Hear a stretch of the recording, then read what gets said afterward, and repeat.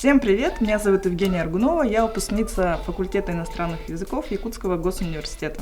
Всем привет, меня зовут Ася Артемьева, я выпускница факультета психологии Северо-Восточного федерального университета. Мы ведущие подкаста Университетской лиги выпускников. Мы встречаемся с выпускниками разных лет, чтобы послушать их интересные истории. Если ты хочешь узнать, чем занимается твой однокурсник, присоединяйся к нам и смотри наш подкаст.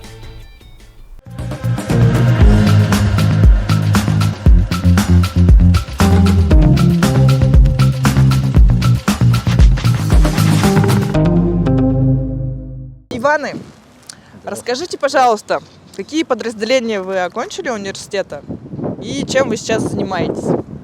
Я закончил в 2006 году ИТФ, теплогазоснабжение, вентиляция.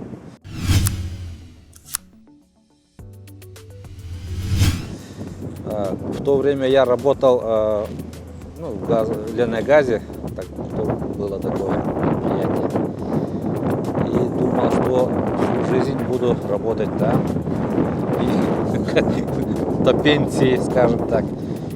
Поэтому вот закончил именно вот этот. А сейчас, где вы работаете? Сейчас я работаю в целевой фонд будущих поколений, некоммерческой организации Республики Саха-Якутия, управление программы содействия, специалист по контролю, по строительству, там свои контроль ведем по как идут работы. Как реализуются строительные работы на объектах фонда, наверное? Реализуются объекты, на фонда будущих поколений. Иван, расскажи, пожалуйста, какое подразделение университета ты окончил и чем ты сейчас занимаешься? Сразу после окончания школы поступил в финансово-экономический институт в 1994 году. В 1999 году его закончил. После поступил в 2008 году на ИТФ, заочное отделение, и в 2011 году закончил. То есть у тебя два образования? 3 образования. 3 даже? Да. Что связано с ИГУ, 2. И чем ты сейчас занимаешься? Сейчас работаю в компании «Стройком», частная компания, занимаемся строительством. Расскажите, пожалуйста, Иваны, вот это что за место, где мы сейчас находимся? Это строительный объект, вы занимаетесь строительством, один заказчик, другой подрядчик, насколько я понимаю. Что это за место? Это объект, который финансируется некоммерческой организацией, целевой фонд будущих поколений Республики Саха-Якутия, парк будущих поколений в городе Якутске. Квартал 79. И здесь будут дети, как закончат строительство, будет детский парк, где они будут заниматься всякими разными своими детскими делами, учиться. Дополнительное обучение там будет проходить. Типа такого там, и просто отдыхать, время проводить. А в чем уникальность этого объекта? Это сложный объект? Радиальные формы полностью, там. 4 корпуса, 5000 квадратных метров, живая кровля. Да, это вообще впервые у нас такое применяется, будет применяться. Очень сильное внимание уделено озеленению. Тут будет скейт-парк будет. Площадки детские, да. Пока полностью работы не распределены, мы заключились на основное здание. По генплану, по благоустройству еще конкретно не определились, но, скорее всего, все равно будем принимать участие непосредственно. Внутри одного окружности будет полое пространство, где будет находиться символ нашего этого народа Аллукмас. Да. Сама концепция парка была основана на фантазии или на таких детских решениях. И вот мы пытаемся ее реализовать. Был проведен большой конкурс. Участвовали такие компании, которые проектировали вот в Москве парк Зарядье. Иван, расскажи, пожалуйста, вот я знаю, что есть достаточно спорный арт-объект, который здесь должен быть возведен, как бы обсуждение, которое сейчас ведется. Вот свое личное мнение вырази. Ты за то, чтобы здесь стоял комар или нет? Ну, мы как исполнители, с одной стороны, что дают, мы то и делаем. Ну, это понятно, да. Да, А вот лично, свое как ты личное думаешь? мнение, я как бы уже... Этот вопрос был поднят уже года 2, наверное, назад. Я уже как бы свыкся. То есть ты свыкся, что здесь будет стоять скульптура комара? Ну, как бы объект необычный, поэтому... Ну, как ты думаешь, что будет красиво? Сама скульптура, да, она на эскизе очень красивая. Но вот то, что он кровосос, и как Это бы, будет вызывать некий и как бы, да, у него сомнения, будет да? такое имидж у него подпорчен.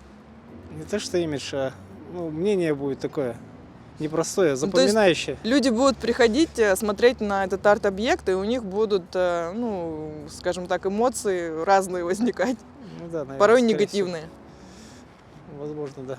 Ты учился на ФИ, финансово-экономическом институте. У тебя есть какие-то интересные такие студенческие истории, какие-то моменты особо запоминающиеся, то, что вот ты вот помнишь что-то интересное из твоей студенческой жизни? Наша студенческая жизнь проходила очень весело. Ну, как весело. Учились в отдельном корпусе, жили очень дружно, и вот с тех времен до сих пор со всеми однокурсниками, Мгм. одногруппниками встречаемся, поддерживаем связи.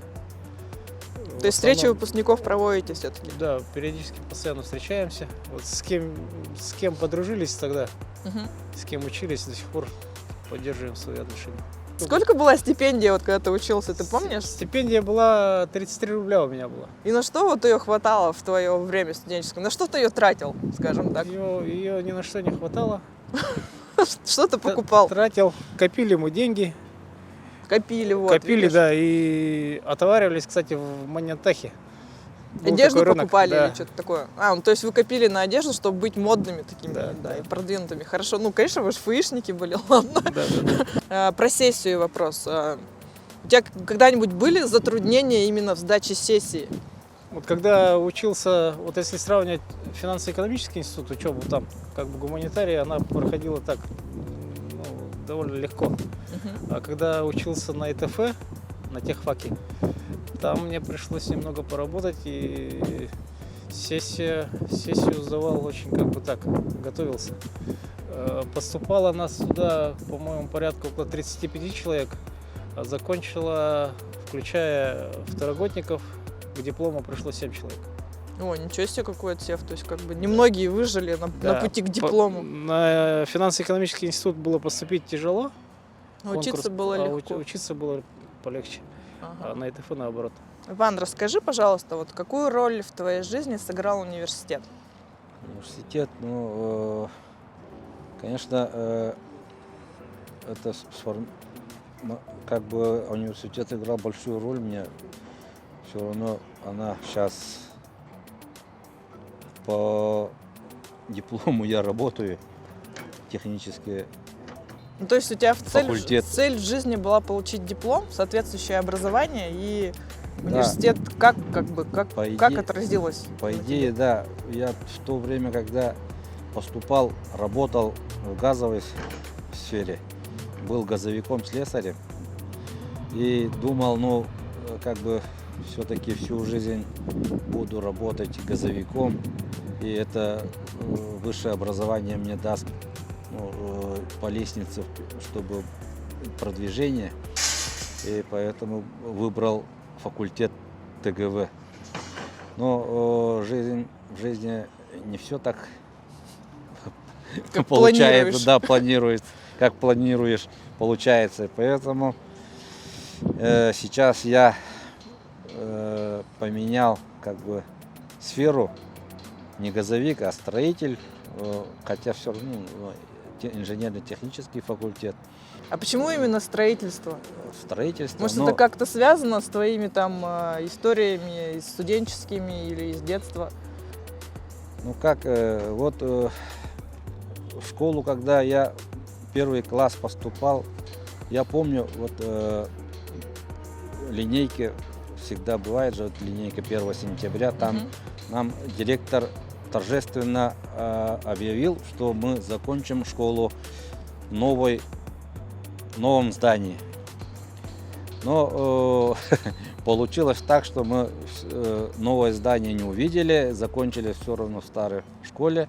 Не дождались. Не дождались, или он не дождался, школа не дождалась нас. Или вот.